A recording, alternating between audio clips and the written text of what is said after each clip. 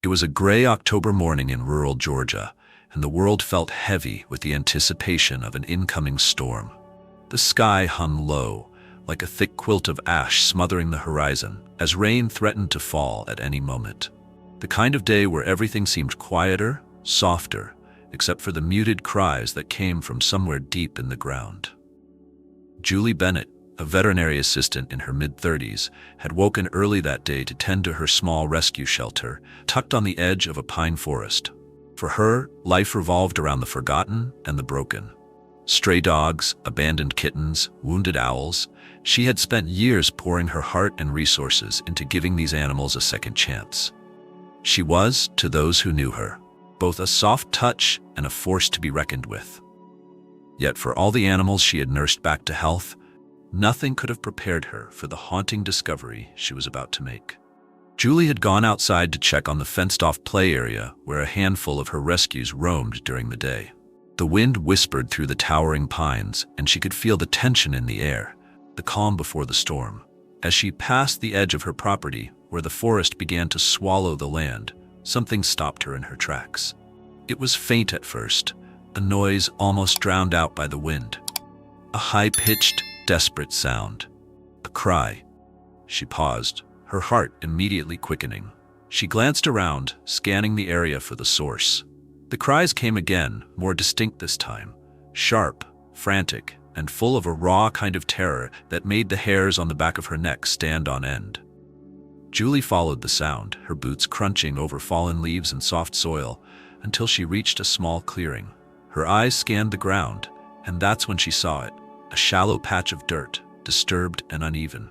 It wasn't a mound or a grave, not in the traditional sense, but it was clear that someone or something had been buried here. The cries grew louder as she knelt down, her breath catching in her throat. Her hands moved frantically, clawing at the loose dirt, her fingers trembling as they unearthed more of the soil.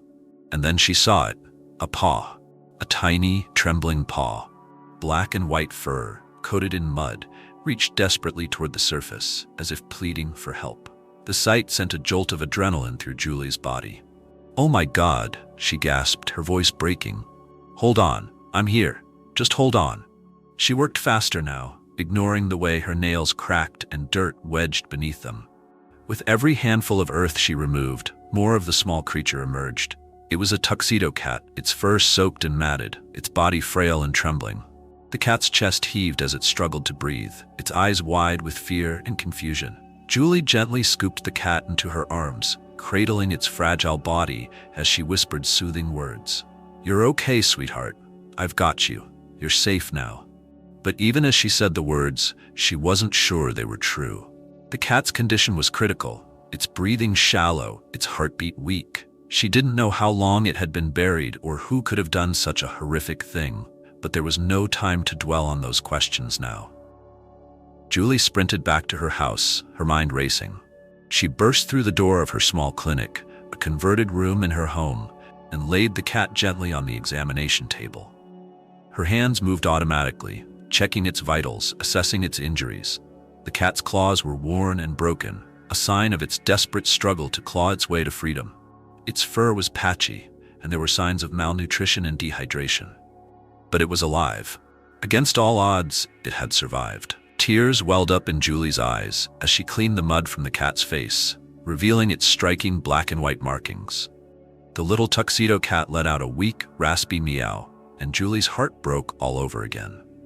She had seen cruelty before, but this was something else entirely. The thought of someone intentionally burying this innocent creature alive was almost too much to bear. Julie decided then and there that she would do everything in her power to save this cat. She didn't know if it would make it through the night, but she refused to give up. For the little tuxedo cat, whose spirit had defied death itself, Julie knew she had to try. As she worked to stabilize the cat, the storm outside finally broke. Rain began to fall in heavy sheets, pounding against the windows as thunder rumbled in the distance. Inside, the clinic was quiet, except for the steady beeping of the heart monitor and the soft sound of Julie's voice as she whispered words of encouragement to the cat. "You're a fighter," she said softly, stroking the cat's head. "And I'm going to fight for you too. We're in this together." Outside, the storm raged on, But inside that small room, there was a flicker of hope. For the tuxedo cat, who had clawed its way back from the brink of death, and for Julie, who had found a new reason to believe in miracles. The storm raged on through the night, shaking the windows and rattling the roof of Julie's small home. The tuxedo cat, whom she had started calling Chance because he was clinging to the slimmest thread of life, remained motionless on the examination table. His fragile body shuddered occasionally as he fought for every breath, each one raspier than the last. Julie worked tirelessly, administering fluids, warming his body with heated towels, and cleaning the wounds on his paws. His claws, chipped and splintered from trying to dig his way out of the grave, told a horrifying story of desperation. He had fought with everything he had, only to collapse just inches from suffocation. It was a miracle he had survived long enough for her to find him. But even as she did everything in her power to stabilize him, Julie's mind swirled with questions that she didn't want to ask but couldn't ignore. Who had done this? Who could bury a living creature and leave it to die in the cold earth? The thought turned her stomach, filling her with a mix of anger and sorrow. It wasn't just cruelty, it was evil. Chance's condition remained critical. He was severely dehydrated, his body starved of nutrients, and his heartbeat erratic. His meows had stopped entirely, as though he didn't have the strength to cry out anymore. Julie stayed by his side through the night, her hand resting gently on his tiny body, as if her touch alone could will him to survive. "Come on, Chance," she whispered in the stillness. "You've come this far. Don't give up now." By dawn, the storm had passed, leaving behind a misty calm that settled over the forest. Julie hadn't slept. Her eyes were red-rimmed and her body ached from hours of tension. But she didn't care. She had promised herself she wouldn't leave Chance's side, not for a moment. And then, as the first light of morning filtered through the curtains, something happened. Chance moved. It was just a small twitch of his paw, but it was enough to send Julie's heart soaring. She leaned closer, holding her breath as she watched his chest rise and fall with slightly more steadiness than before. His eyelids fluttered, and for the briefest moment, his golden-green eyes opened and met hers. "You're still here," Julie said, her voice trembling with emotion. "You're still fighting." But the battle was far from over. The following days were grueling for both Chance and Julie. His body was so weak that even lifting his head seemed like an impossible task. Julie had to feed him through a syringe, coaxing small amounts of liquid into his mouth while he whimpered softly. She spent hours massaging his paws, trying to ease the swelling and prevent infection. She cleaned his wounds daily, wincing every time he flinched in pain. Through it all, Julie found herself talking to Chance as though he could understand her.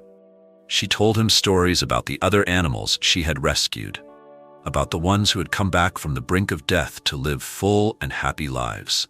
She told him about her childhood, about the stray cat named Muffin who had been her best friend growing up. She told him that he wasn't alone, that he was loved, and that he had a place in the world. But there were moments when the weight of it all became too much. Late at night, when the house was quiet and the only sound was the soft beeping of the heart monitor, Julie would sit with her head in her hands, tears streaming down her face. She wanted so badly to save him, but the fear of losing him loomed over her like a shadow. And then there was the lingering question of who had buried him. Julie couldn't shake the feeling that whoever had done this might still be out there, capable of doing the same thing to another animal, or worse. She reported the incident to the local authorities, but with no witnesses and no clear suspects, there was little they could do. It was a cruel reminder of the world's darkness, a darkness that Chance had fought so hard to escape. As the days turned into weeks, Chance began to show signs of improvement. His appetite returned, and he started eating small portions of wet food on his own. He gained a little weight, and the light in his eyes grew brighter. He still had scars, both visible and invisible, but there was a resilience in him that Julie couldn't help but admire.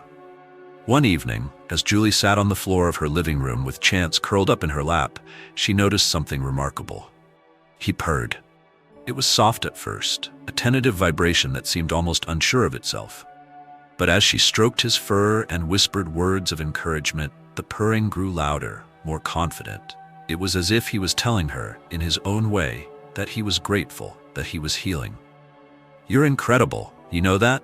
Julie said, tears streaming down her face. "You've been through so much, and you're still here. You're still fighting." But just as Julie began to believe that Chance was out of danger, a new challenge arose. One morning, as she examined him, she noticed that he was limping slightly, favoring one of his back legs. Concerned, she scheduled an X-ray, and what she saw made her stomach drop. His leg had been fractured, likely during his struggle to escape the grave, and it hadn't healed properly. The injury would require surgery, an expensive and risky procedure. Julie's heart sank. The cost of the surgery was more than she could afford, and the thought of putting Chance through yet another ordeal was almost unbearable. But there was no other option. Without the surgery, he would live in constant pain, his mobility severely limited. She couldn't let that happen.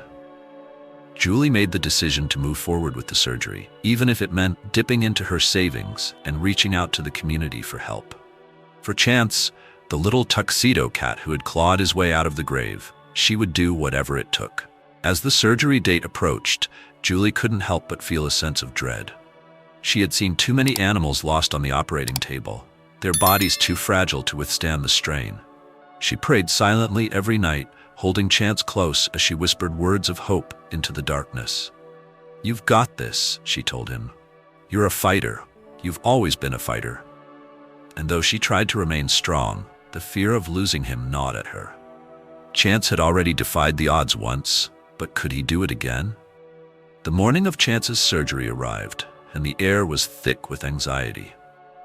Julie sat in the waiting room of the veterinary hospital, gripping a crumpled tissue in her hands. The cheerful posters on the walls, smiling dogs and playful kittens, felt at odds with the tension in her chest. Chance's carrier sat on the chair beside her, empty now as the veterinary team prepped him for the operation. She had spent the previous night holding him, whispering promises she wasn't sure she could keep. "You're gonna get through this, buddy," she had said, her voice trembling. "And when you do, we're gonna find the perfect home for you. Someone who'll love you as much as you deserve. Maybe it's even me." But as much as Julie wanted to believe those words, doubt clung to her like a shadow. The surgery was risky.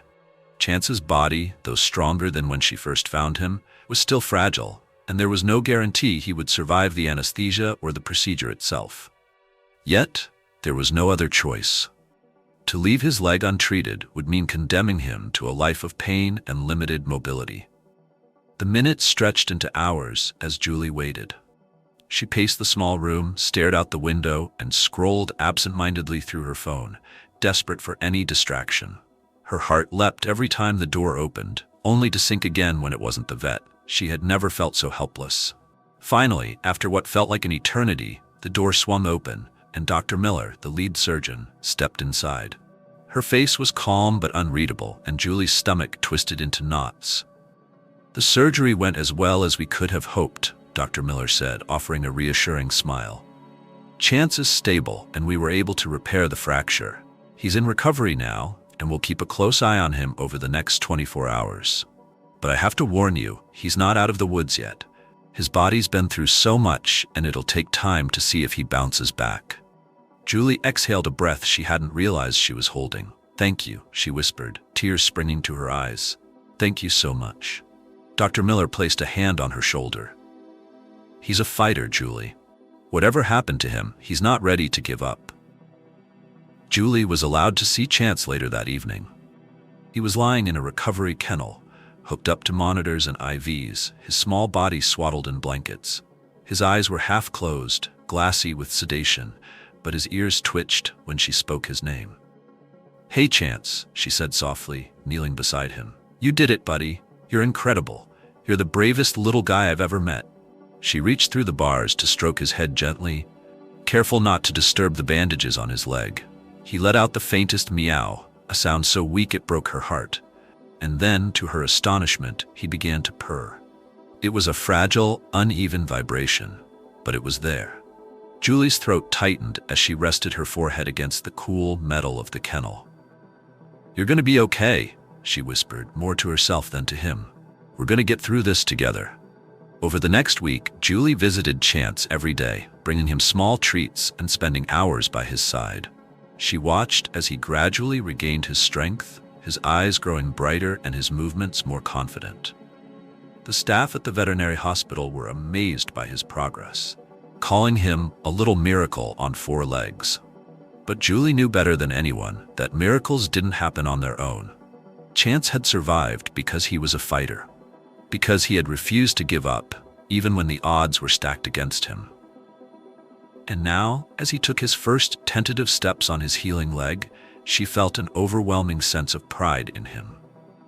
When it was finally time for Chance to come home, Julie prepared everything for his return. She set up a cozy bed in her living room, complete with soft blankets and a heating pad, and filled his food and water dishes with his favorites. She even bought a small stuffed toy shaped like a mouse, though she wasn't sure if he would be interested in playing just yet.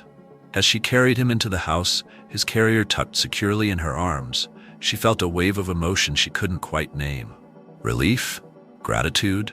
Love? Perhaps it was all of those things and more. She opened the carrier door, and Chance stepped out cautiously, his movements still stiff but steady. He sniffed the air, his tail twitching slightly, before turning to look at Julie. For a moment their eyes met, and Julie felt an unspoken connection pass between them. He knew. He knew she had fought for him, just as he had fought for himself. "You're home now," she said softly. "This is your second chance, and you've earned it." But life wasn't done testing them yet. A week after bringing Chance home, Julie received an unexpected phone call from the local sheriff. They had found a lead in Chance's case. A neighbor, walking her dog near the woods, had seen a truck parked suspiciously close to the clearing where Chance had been buried. She had taken a photo of the vehicle and reported it, not knowing at the time what had happened there.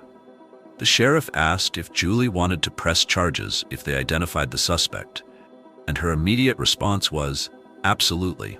She didn't care what it took. She wanted justice for Chance. She wanted the person who had done this to face the consequences of their cruelty. But as the days went on, Julie found herself grappling with conflicting emotions. Would it really make a difference? Would punishing the person responsible change what had happened to Chance? She wrestled with the questions, her heart heavy with the weight of it all. One evening, as she sat on the couch with Chance curled up beside her, she realized something profound. Chance wasn't dwelling on the past. He wasn't consumed by anger or bitterness. He was living in the present, savoring every moment of comfort and safety he had fought so hard to earn. Julie stroked his fur, her fingers brushing against the scar on his paw. "You're amazing, you know that?" she whispered. "You've been through hell and you're still here. You're still full of love."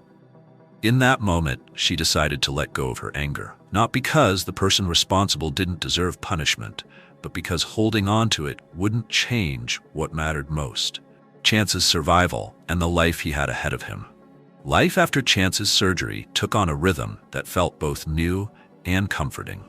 Each day was a small victory, a little more strength in his steps, a louder purr when Julie stroked his fur, and even playful moments where he batted at the stuffed mouse she'd bought him.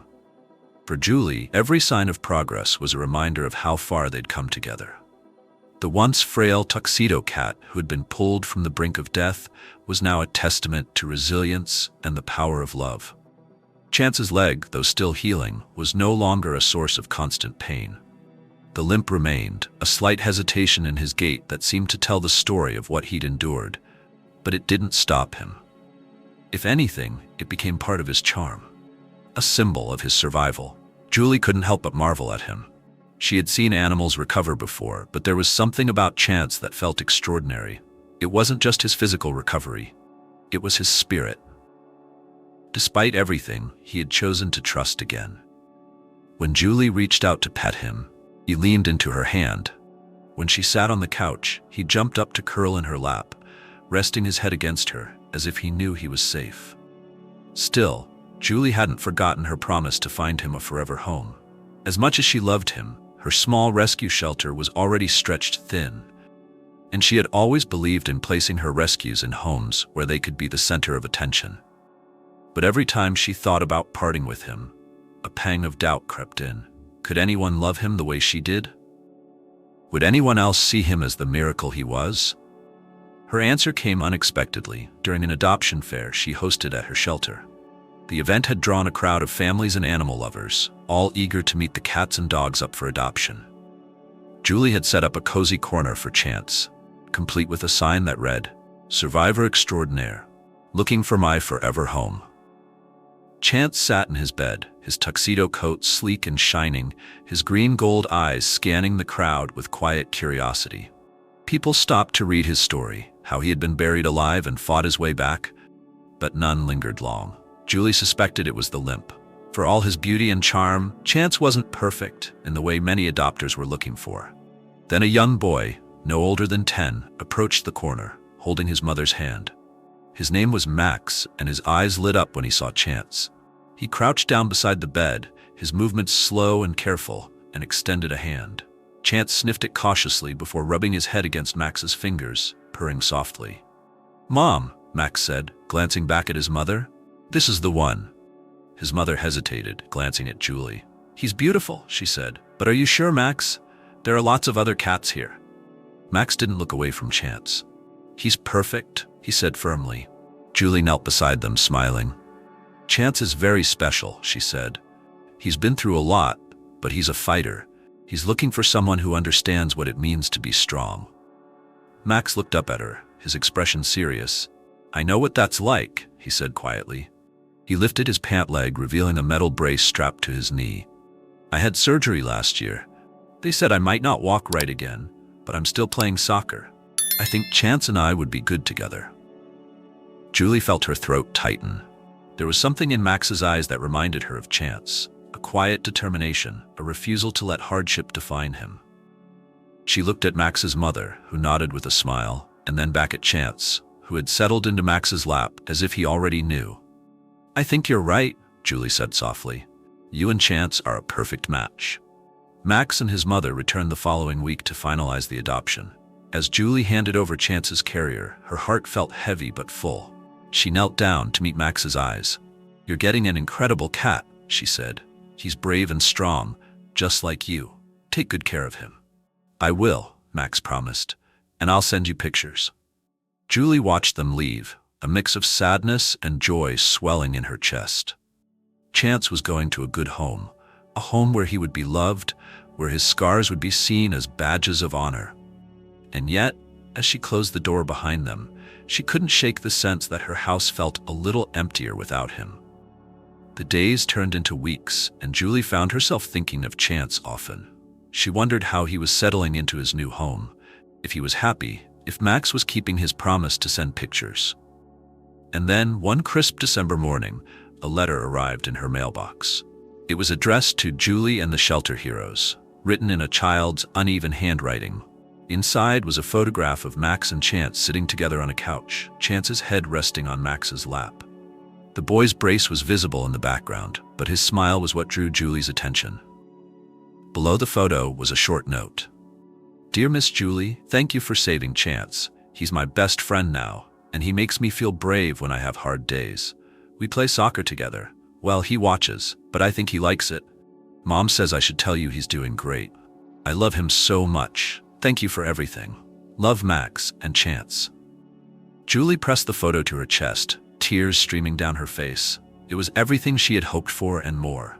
Chance had found his place in the world, and in doing so, he had changed a little boy's life.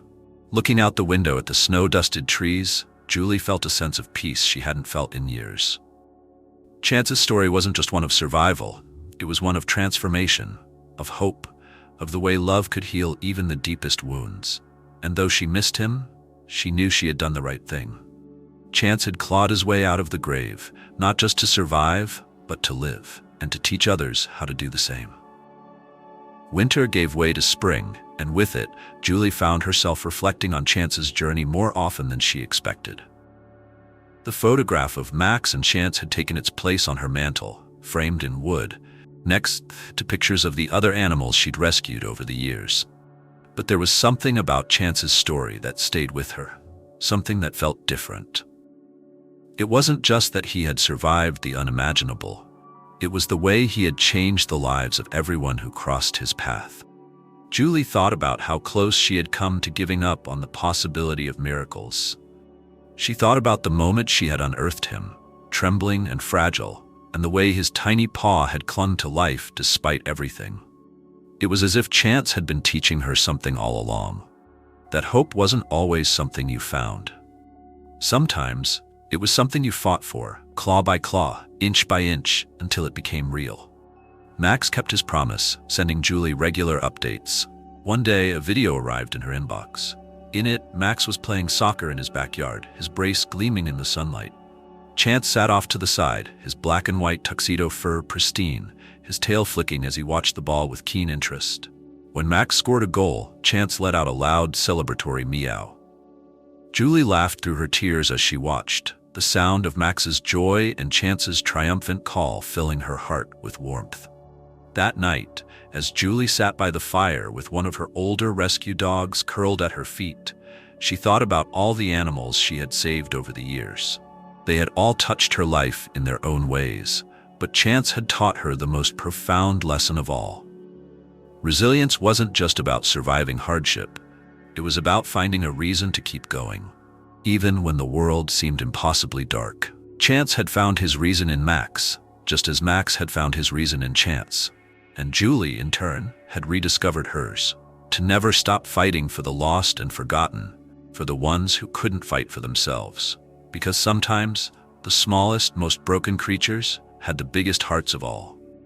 Julie stood up and walked over to the mantel, her fingers brushing against the frame that held Chance's photo.